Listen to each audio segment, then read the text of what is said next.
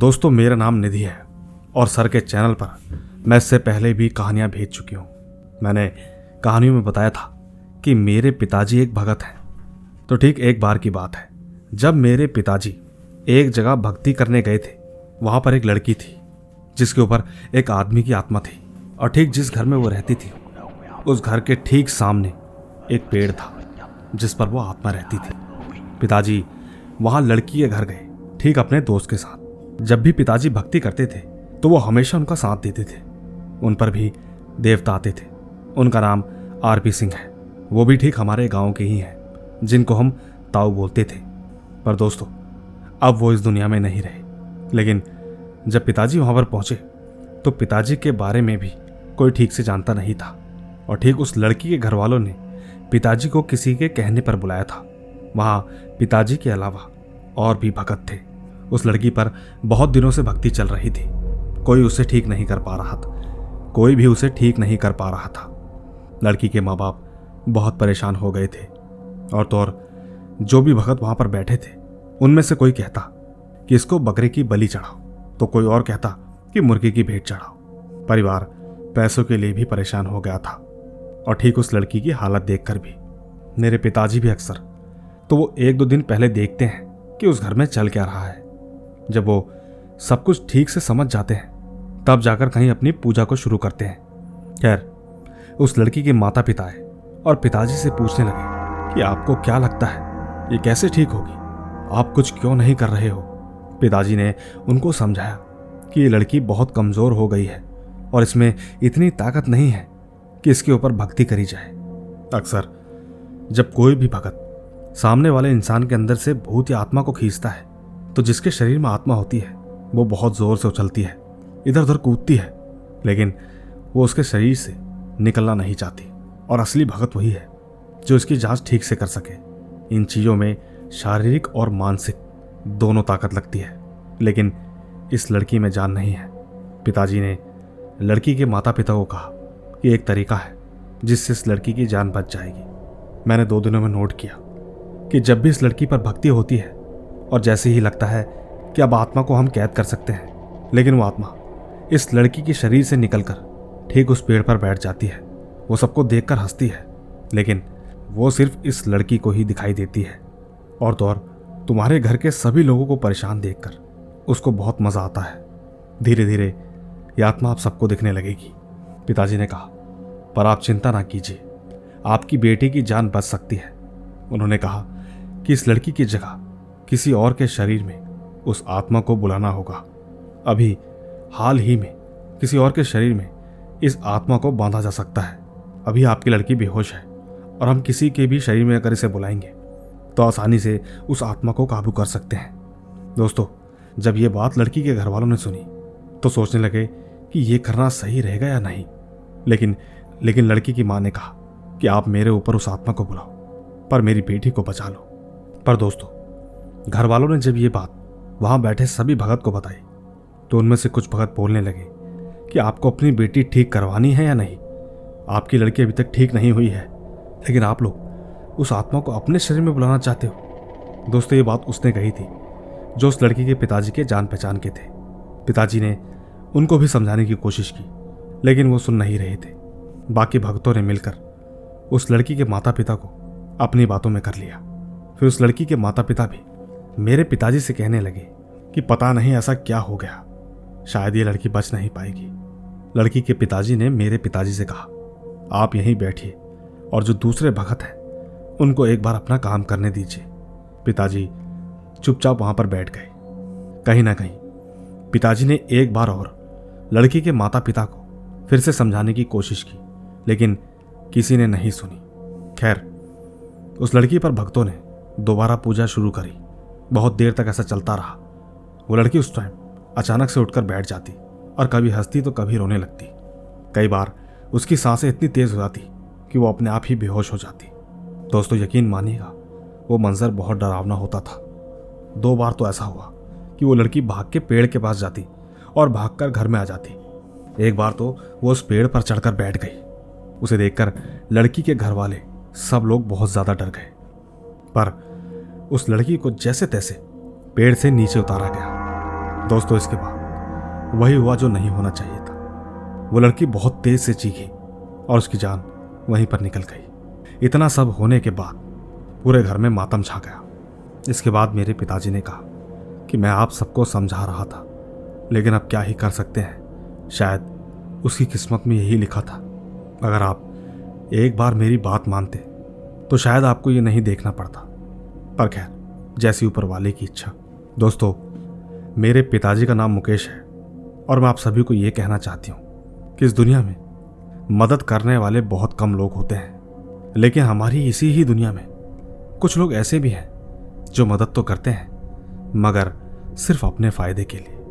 बाकी ये कहानी बस इतनी ही थी, न जाने आपको कैसी लगेगी। धन्यवाद। तो दोस्तों, देखा आपने, ये थी निधि की कहानी। कहानी वाकई जोरदार थी। मुझे उम्मीद है कि आपको ये कहानी जरूर पसंद आई होगी। और तो और इस तरह की कहानी मैंने आज तक किसी भी चैनल पर नहीं सुनी और ना ही शायद आपने सुनी होगी। बाकी मैं ले चलता हूं आपको हमारी आज की अगली कहानी की ओर। आइए सुनते हैं। मेरा नाम रोहित है और मैं रायपुर छत्तीसगढ़ से हूं। मैं सर की कहानियां हर रात सुनता हूं। और तो और मैंने इस चैनल के लिए इससे पहले भी एक कहानी भेजी थी जो कि आप लोगों ने बहुत पसंद की। ठीक आज की जो कहानी है वो मेरे दोस्त के सगे भाई की है, जो कि एक आर्किटेक्चर है और जर्मनी में रहता है। उन्होंने हमें बताया कि जर्मनी में ऐसे कई सारे पुराने किले, चर्च, ग्रेवयार्ड और बिल्डिंग है। उनकी बनावट देखकर ऐसा लगता है जैसे किसी आम इंसान की बस की बात नहीं है। और तो और जर्मनी में ऐसी भी बहुत सी जगह है जिनको कहा जाता है कि खुद शैतानों ने नरक की मदद से बनाया है। तो ठीक उन्हीं में से एक जगह जहां मेरे दोस्त के भाई को एक महल को रिकंस्ट्रक्शन करने का काम मिला था। वो महल इतना बड़ा था कि उस महल के बारे में पूरी तरह नहीं बताया जा सकता। खैर, उन्होंने वहां पर कुछ दिन रहने और काम को पूरा करने का तय किया ताकि पूरे महल का काम सही से हो सके।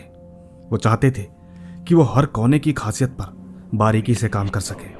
हालांकि वो जिस महल में ठहरे थे उसका नाम बुलेटिनियन कसल था। बाहर से देखकर ऐसा लगता था कि इतनी ऊंची इमारत उस जमाने में कैसे बनाई गई होगी। ठीक उस महल के पीछे एक नदी बहती थी। नदी को पार करने के लिए एक बहुत ही अनोखा ब्रिज था जो कि केवल पत्थरों से बना हुआ था। ऐसा लगता था मानो कि जैसे एक पत्थर को दूसरे से चिपका दिया गया हो। उस ब्रिज को डेविल ब्रिज भी कहा जाता है। उस नदी पर देखने पर वो ब्रिज पूरे गोल आकार जैसा बनता है। देखने में बिल्कुल ऐसा लगता है कि जैसे किसी दूसरी दुनिया का दरवाजा हो। लोगों का मानना है कि विश्व युद्ध से पहले वहां के राजा विलियम एडम ने नरक के राक्षस की मदद से इस महल और उस ब्रिज को बनवाया था, जिसके बदले में उस राक्षस ने ब्रिज को पार करने वाले पहले व्यक्ति की आत्मा मांगी थी। विलियम एडम ने उससे वादा किया कि वो उसे 11 संतान की आत्मा के द्वारा शाही खून प्रदान करेगा। पर अफसोस, एडम अपना वादा पूरा करता कि इससे पहले ही उन्हें विश्व युद्ध के लिए जाना पड़ा। उस वक्त इटली के खिलाफ वह जंग में शहीद हो गए। उस वक्त उनके परिवार के बाकी सदस्यों को अपनी जान बचा के भागना पड़ा। लेकिन दोस्तों, उस राक्षस की इच्छा पूरी नहीं हुई थी। कहा जाता है कि वो जिसे भी देखता है उसे उस ब्रिज पर चढ़ने को मजबूर करता है। तो ठीक कहानी भी यहीं से शुरू होती है। जैसे कि मेरे दोस्त के भाई ने अगले दिन महल के आसपास का दायरा शुरू किया। थोड़ी ही देर में उसकी नजरें उसी ब्रिज पर गई। हालांकि भरी दोपहरी में भी उस ब्रिज के आसपास अंधेरा था। ब्रिज जितना देखने में डरावना था, लेकिन उसकी सुंदरता नदी में दिखाई पड़ती थी। बस उसी वक्त उन्होंने वहां जाने का फैसला किया। लेकिन दोस्तों, जैसे ही उन्होंने उस ब्रिज की शुरुआत की कि तभी वहां के सारे पेड़ बहुत जोरों से हिलने लगे। ऐसा लगा मानो कि जैसे तूफान आ गया हो। लेकिन अजीब बात थी, वहां पर हवा का कोई भी नामो निशान नहीं था। अचानक उसी वक्त उनको वहां पर जर्मन भाषा में कुछ आवाज सुनाई देने लगी। उसी बीच एक बहुत जोर का धक्का होने लगा, मानो जैसे कई सारे लोगों ने मिलकर उसको ब्रिज पर चढ़ने से धकेल दिया हो। यह सब कुछ देखने के बाद वो बहुत ज्यादा डर चुके थे। वो फटाफट भागकर वहां से वापस आए। उन्होंने तुरंत ही सर्वेंट से पूछा कि पीछे अजीब सा ब्रिज क्या है। सर्वेंट ने बताया कि सर, वो ब्रिज विलियम एडम्स ने बनवाया था ताकि वो नदी के उस पार रक्षक कैंप बना सके, ताकि वो दूसरे देश के घुसपैठियों को अपना बंदी बनाकर रख सके। हालांकि ये सब हो पाता उससे पहले ही एडम शहीद हो गए। ठीक दुश्मनों से बचने के लिए उनके परिवार को महल छोड़कर भागना पड़ा। बस तभी से उस ब्रिज के पास ये सब होता रहता है। दोस्तों, हालांकि थोड़ी और खबर निकालने के बाद यह मालूम चला कि बहुत से लोगों ने उस ब्रिज को आराम से पार किया है और उनके साथ ऐसा कुछ भी नहीं हुआ। दोस्तों, साथ ही मेरे दोस्त के भाई का यह मानना है कि शायद उस राक्षस को अब किसी शाही परिवार की आत्मा चाहिए। लेकिन ऐसा क्यों और क्यों, यह अजीब सी चीज कुछ ही लोगों को महसूस हुई। इसका जवाब मुझे आज तक नहीं मिल पाया है। खैर दोस्तों, एक कहानी और है जो कि मेरे दोस्त के साथ हाल में ही घटी है, और तो और ये एक सच्ची घटना है। दोस्तों, मेरा दोस्त जो कि जेईई की परीक्षा पास करके कोई अच्छे इंजीनियरिंग कॉलेज की तलाश में था, लेकिन उसकी रैंक कम होने की वजह से उसे उसकी पसंद का कॉलेज न मिल सका। हालांकि जिस कॉलेज में उसका एडमिशन हुआ था, मैं उस कॉलेज का नाम नहीं लेना चाहूँगा, लेकिन यह कहानी पूरी उसी कॉलेज के हॉस्टल कैंपस के बारे में है। वैसे दोस्तों, ज़्यादातर कॉलेज शहरों में घनी आबादी के बीच में होते हैं। वहीं मेरे दोस्त का कॉलेज चेन्नई के एक शहर के आउटर साइड में था, जो कि करीब 25 किलोमीटर घने जंगलों के बीच में था, जहां पर आम आबादी का दिखना बहुत ही मुश्किल था। वहां पर जंगल के बीच करीब 10,000 बच्चे एक कॉलेज में पढ़ते थे। तो ठीक जब मेरा दोस्त ऑटो पकड़कर अपने कॉलेज जा रहा था, तो उसे रास्ते में एक लड़का दिखाई दिया जिसने ऑटो को रोककर लिफ्ट मांगी। जैसे ही ऑटो रुका तो मेरे दोस्त ने कहा कि मैं भी वहीं जा रहा हूं, आओ बैठ जाओ। थोड़ी देर उससे बातचीत करने के बाद मालूम चला कि वो भी मेरे कॉलेज में फर्स्ट ईयर का स्टूडेंट है। करीब आधे घंटे के बाद मैं कॉलेज पहुंचा। कॉलेज पहुंचते ही सबसे पहले उसने रजिस्टर में अपना नाम दिखाया और अपना रूम नंबर पूछा। रूम में जाने के बाद वो जैसे ही सोने जा रहा था, तो उसकी नज़र खिड़की के बाहर एक दूसरी बिल्डिंग में गई, जो कि उनके हॉस्टल से कई किलोमीटर दूरी पर था। लेकिन उस खिड़की से सब कुछ साफ साफ नजर आ रहा था। मैंने अपने रूममेट जितेंद्र से पूछा कि दोस्त, वो बिल्डिंग कौन सी है? तो उसने बताया कि वो बिल्डिंग गर्ल्स हॉस्टल की है। वहाँ पर किसी भी लड़के का जाना सख्त मना है। हालांकि हॉस्टल का पहला दिन था, तो मेरे रूममेट ने बताया कि आज की रात को वार्डन ने ग्राउंड में मीटिंग बुलाई है। ठीक हम सब फ्रेश होकर मीटिंग में चले गए। वार्डन ने बताया कि शाम को 5:30 बजे के बाद कोई भी कैंपस से बाहर नहीं जाएगा और 6 बजे हॉस्टल का ताला बंद हो जाएगा। सबसे बड़ी और इम्पोर्टेंट बात, रात 9 बजे के बाद सबके कमरे की लाइट बंद हो जानी चाहिए, और ठीक दिन के समय, चाहे वो कोई भी टाइम हो, आपको छत में जाने की कोई इजाज़त नहीं है। ध्यान रहे, आप लोग जिस कैंपस में हैं, ये कैंपस चारों ओर जंगल से घिरा हुआ है, और कहा जाता है कि इस जंगल में बहुत से जंगली जानवर हैं जो कि किसी को भी नुकसान पहुंचा सकते हैं। इसीलिए कॉलेज से बाहर जाने की परमिशन भी नहीं है। दोस्तों, वार्डन बताया जा रहा था, लेकिन पता नहीं क्यों मेरे दोस्त ने वार्डन की बात को सीरियसली नहीं लिया, जो कि आजकल के बच्चों के लिए आम बात है। खैर, रूम में पहुंचते ही जितेंद्र ने कहा कि आज कॉलेज का पहला दिन है। मैं और कुछ सीनियर गर्ल्स हॉस्टल जा रहे हैं लड़कियों को डराने के लिए। मेरे दोस्त ने तुरंत कहा, अच्छा तो क्या मैं भी आ सकता हूँ? दोस्तों, वैसे सच कहूँ, मैं थक तो बहुत गया था, लेकिन मेरा मन न जाने क्यों वहाँ जाने को कर रहा था। खैर, मेरा दोस्त मान गया। हमारे सेकेंड ईयर के किसी सीनियर स्टूडेंट को गर्ल्स हॉस्टल की एक लड़की का कमरा मालूम था, और ठीक उन्होंने प्लान भी उसी कमरे का बनाया था। तो उसने कहा कि वहाँ की वार्डन जैसे ही एक्सचेंज होगी, उसी बीच में हम फर्स्ट ईयर की लड़कियों को डराएंगे। हम सब जाकर गर्ल्स हॉस्टल के टेरेस पे छुप गए। दोस्तों, छत में जाते ही बड़ा ही अजीब माहौल लग रहा था। एक तो जंगल के बीच में एक कैंपस, और ऊपर से एक अजीब सी ठंड महसूस हो रही थी, जिसके कारण मुझे डर लग रहा था। जंगल से जानवरों के चिल्लाने की आवाज़ सुनाई दे रही थी। ऐसे माहौल में किसी का भी डरना अनिवार्य था। थोड़ी देर बाद बात करने के बाद मालूम चला कि टंकी वर्णन बहुत ही ज़्यादा स्ट्रिक्ट है, इतनी ज़्यादा कि उसके सामने प्रिंसिपल तक की नहीं चलती। उसी बीच हमें हॉस्टल में लड़कियों को डराना था। ठीक जैसे ही वार्डन के एक्सचेंज होने का समय हुआ, हम तुरंत ही वहाँ पर पहुँच गए, जहाँ पर सारी फर्स्ट ईयर की लड़कियों का कमरा था। सीढ़ी से उतरते वक्त हमारे पैरों की आवाज़ वार्डन के कानों पर पड़ी। वार्डन हमारी ओर दौड़ती हुई आई। हम सब बहुत ज़्यादा डर गए। आखिरकार डर भी लगना ज़रूरी था, क्योंकि अगर उसे पता चल जाता तो हम सब के सब सस्पेंड हो जाते। हम सब ने चेहरे पर अपने साथ लेकर आए एक सफ़ेद चादर को ढक लिया। हम फटाफट जल्दी से अपने हॉस्टल भाग गए। हमारे सीनियर ने वहाँ के वार्डन को दारू और सिगरेट के लालच देकर पहले ही मना रखा था। हालांकि हमारे सीनियर ने कहा कि हम अगले हफ्ते फिर आएंगे, क्योंकि इस हफ्ते पूरे कैंपस में बड़ी ही स्ट्रिक्ट गार्डनिंग होगी। दोस्तों, जैसे कि मैं पहले ही बहुत थक चुका था और इतना सब कुछ होने के बाद अब मेरे शरीर में बिल्कुल भी ताकत नहीं थी। मैं ठीक जैसे ही सोने के लिए जा रहा था कि तभी मेरी नज़र खिड़की से उसी गर्ल हॉस्टल की तरफ गई, जहां पर करीब 3 काली परछाइयां घूम रही थी।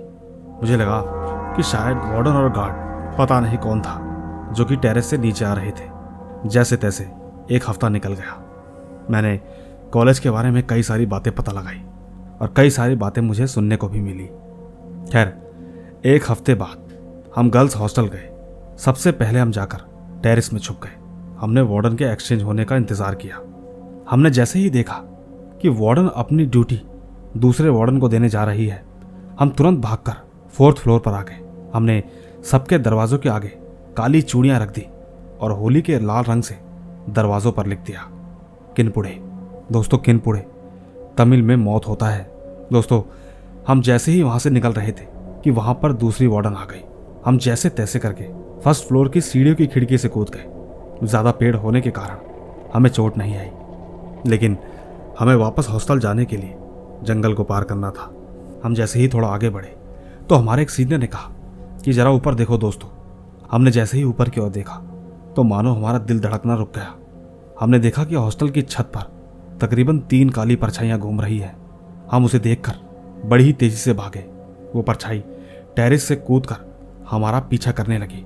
हम भागते भागते जंगल के बीच में पहुंच गए। हमने देखा कि जंगल के बीचों बीच कोई आग लगाकर बैठा है। हम लोग जैसे ही मदद मांगने गए और उन्हें बताया कि हमारे पीछे कुछ अजीब से लोग पड़े हैं, बिल्कुल किसी परछाई की तरह दिखते हैं। सामने बैठे आदमी ने अपना सर पीछे किया। उस वक्त हमने जो कुछ भी देखा उसे देखकर हमारा एक सीनियर मेट वहीं पर बेहोश हो गया। दोस्तों, हमने अपने दोस्त को छोड़ा और फिर से भागना शुरू किया।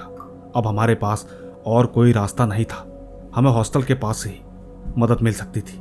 हम लोग भागकर वापस गर्ल हॉस्टल के पास गए। वहाँ के वार्डन से हमने मदद मांगी। लेकिन दोस्तों, एक बात बहुत अजीब थी। हमने 4th फ्लोर के हर कमरे के बाहर उनके दरवाजे पर मौत लिखी थी, लेकिन जब हमने वार्डन को इसके बारे में बताया तो उन्होंने कहा कि उनको ऐसा कुछ भी नहीं मिला। दोस्तों, ये सब सुनने के बाद हम सबको यकीन हो गया कि हो ना हो ये पक्का काली आत्माओं का काम है। जब ये सारी बातें प्रिंसिपल को मालूम चली तो उन्होंने हमें 1 महीने के लिए सस्पेंड करवा दिया और पनिशमेंट के तौर पर हमको पूरे कैंपस में झाड़ू मारने को कहा। दोस्तों, झाड़ू मारते समय हम कॉलेज के एक अंकल से मिले जो कि वहाँ की साफ सफाई का काम करते थे।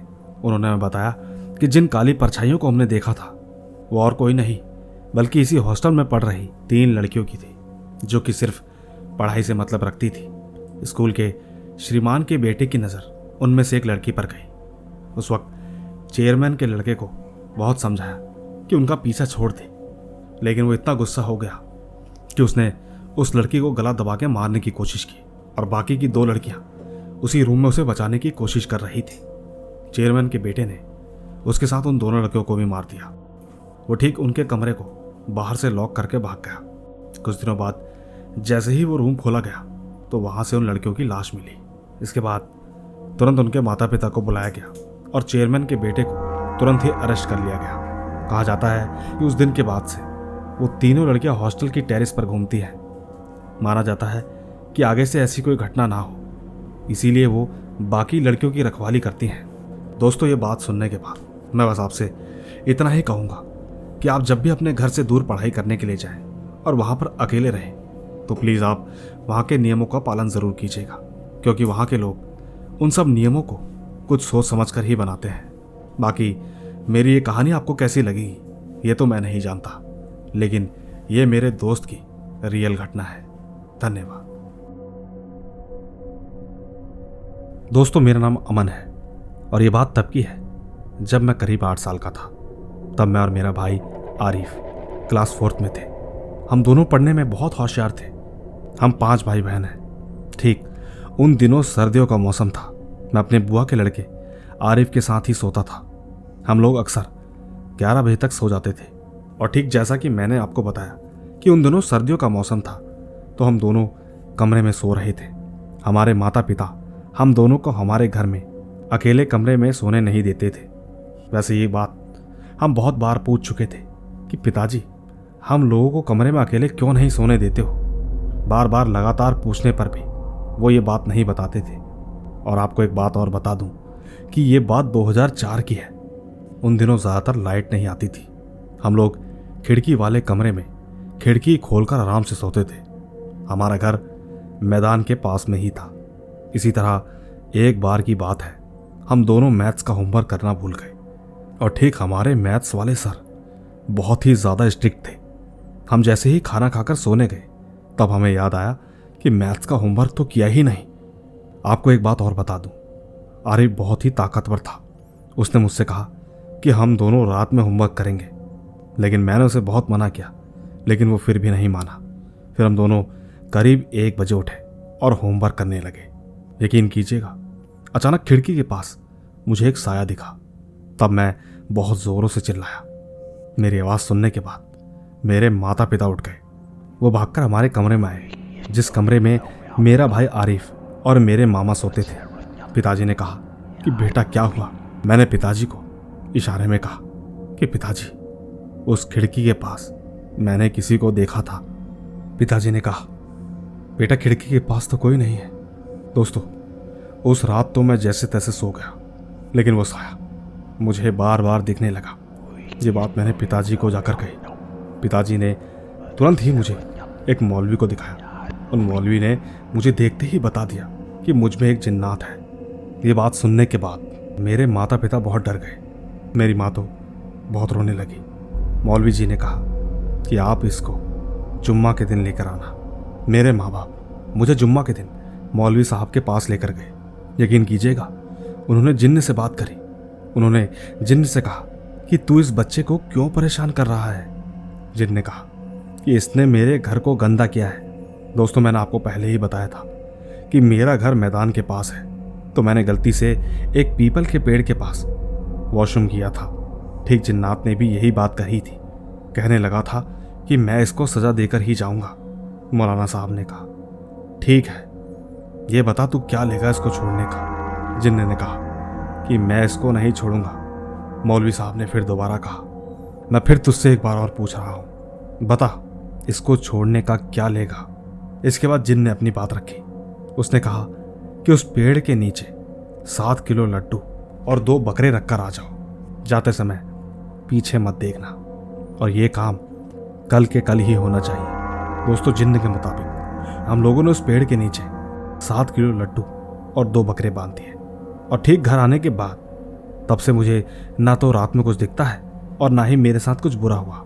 मेरी बस महेश सर से इतनी ही रिक्वेस्ट है कि मेरी इस कहानी को वो जितना जल्दी पोस्ट करेंगे, मुझे यकीन कीजिएगा, मुझे बहुत ही अच्छा लगेगा।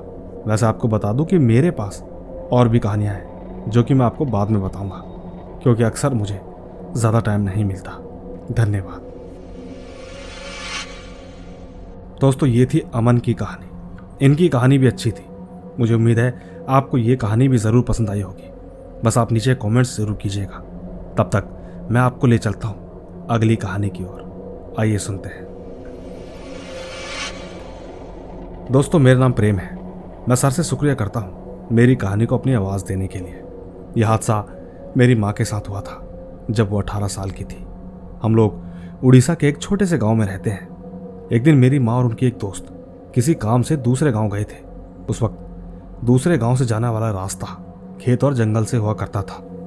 काम खत्म होने के बाद वापस घर की तरफ आते वक्त जैसे ही वो जंगल के रास्ते में पहुंचे, तो आप यकीन नहीं करोगे, ठीक माँ से 30 से 40 मीटर दूर एक काली साड़ी पहनी हुई लंबी बालों वाली औरत रोड के एक तरफ से दूसरी तरफ बार बार कूद रही थी। उस वक्त उसे देखने के बाद जंगल का माहौल और नज़ारा बहुत ही खौफनाक था। वो तो माँ और उनकी दोस्त पहले ही समझ गए थे कि ये कोई इंसान तो नहीं हो सकता। वो ठीक उस वक्त एक पेड़ के पीछे छुपे हुए थे। इसके काफ़ी टाइम बाद वो औरत एक पेड़ के पीछे जाकर गायब हो गई। दोस्तों, ठीक जैसे ही वो औरत चली गई, माँ और उनकी दोस्त बहुत तेजी से भागते हुए उस रास्ते को पार कर गई। रास्ते में उन्हें गांव का बुजुर्ग आदमी दिखाई दिया। माँ ने उन्हें तुरंत सब कुछ बताया। वो आदमी दोनों को साथ में लेकर माँ और उनकी दोस्त को उनके घर तक छोड़ आया। माँ ने जैसे ही ये सब कुछ मेरी दादी को बताया तो उन्होंने बताया कि ठीक 4 साल पहले एक बारहसिंगा ने एक औरत को वहां पर मार दिया था। कहते हैं कि तब से वो औरत कभी भी किसी को भी दिखाई दे सकती है, पर एक बात है, वो किसी को नुकसान नहीं पहुंचाती, लेकिन उसकी हरकतें किसी भी अच्छे से अच्छे इंसान को डरा कर रख सकती हैं। बस इतनी ही थी ये कहानी। धन्यवाद।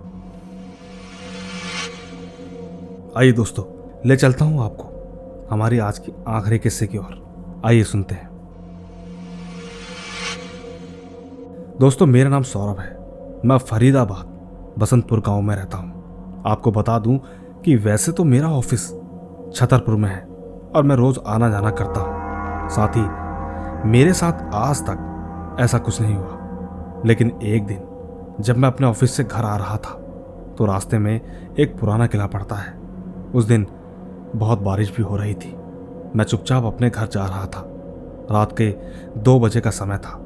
आपको बता दूं कि मैं एक इवेंट मैनेजमेंट की जॉब करता हूं। मुझे अक्सर घर जाने में यही टाइम हो जाता है। पर खैर, उस रास्ते पर पहुंचने पर किले के पास पहुंचते ही मेरी गाड़ी बंद हो गई। मैं उसे ठीक करने में लगा रहा।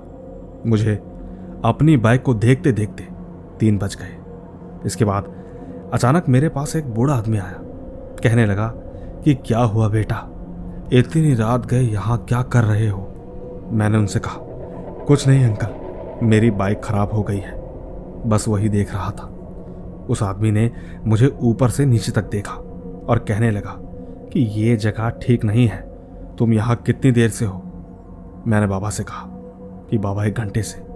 अंकल ने फिर मेरी बाइक देखी और कहने लगे कि अब देखो एक बार। मैंने बाबा से हंस के कहा, अगर मैं ठीक नहीं कर पाया तो क्या आप करेंगे? दोस्तों, बारिश बहुत ज़्यादा होने के कारण मैं भीग चुका था। मेरा फ़ोन भी ठीक से काम नहीं कर रहा था। बाबा ने मुझसे कहा, यहीं पास में मेरी दुकान है, आओ तुम्हें चाय पिला देता हूँ, थोड़ी राहत भी मिल जाएगी। मैंने भी सोचा बात तो बाबा की ठीक ही है, चलते हैं। दोस्तों, वहाँ जाने के बाद मैं तकरीबन 10 मिनट तक बैठा।